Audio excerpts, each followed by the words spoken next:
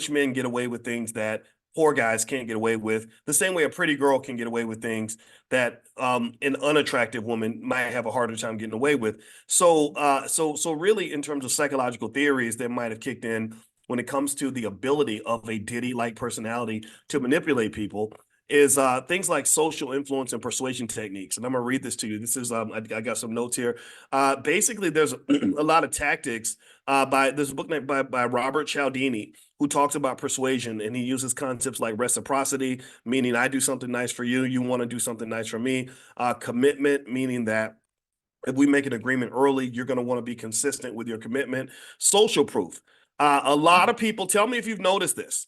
A lot of people online like people because other people like them. If you see a social media influencer that has 2 million followers, that person has more clout than the social media influencer that has 2,000 followers. Well, why is that? Well, that's what they call social proof. You see that everybody else is on that bandwagon. We have a bandwagon society. So when people want to get you to like them, they can manipulate social proof to get you to like them. There's a guy I knew who had this Instagram page, and he had 12 million followers on this page. He's a little white guy. And I remember asking him, I said, how did you get 12 million followers on your page? You know, that's like celebrity numbers. And you know what he said? He said, I paid a company that got me a bunch of people to follow my page, and now I have 12 million followers. And they come in and they make comments and everything else, so it looks very, very real.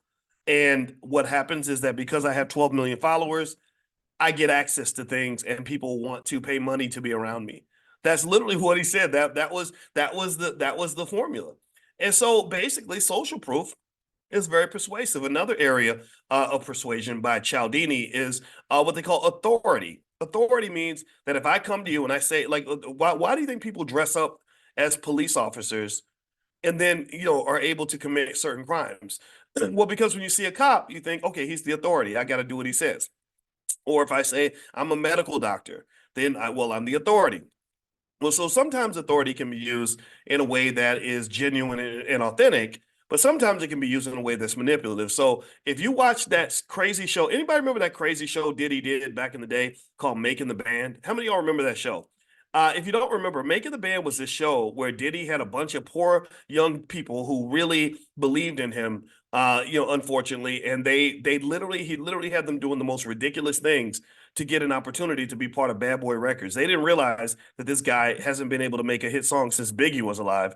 But they thought, if I do what he says, he obviously must know what he's doing because he's in this position. He's Diddy. He runs Bad Boy. He has these great artists that have worked with him. So he has a certain level of authority. He knows what he's talking about, and I don't. So I'm gonna pretty much do whatever he tells me, because if I don't, then I'll be punished, and also I won't get to learn whatever I'm supposed to learn by following this guy's stupid rules. Also, there's other things like liking and scarcity. If people like you, they're more persuaded by you. And so that's why certain people might be very charming. If you've seen relationship scenarios like the Reciprocity scenario where there was love bombing, where he pretty much just, bombed her with all this affection and love and said whatever she wanted to hear.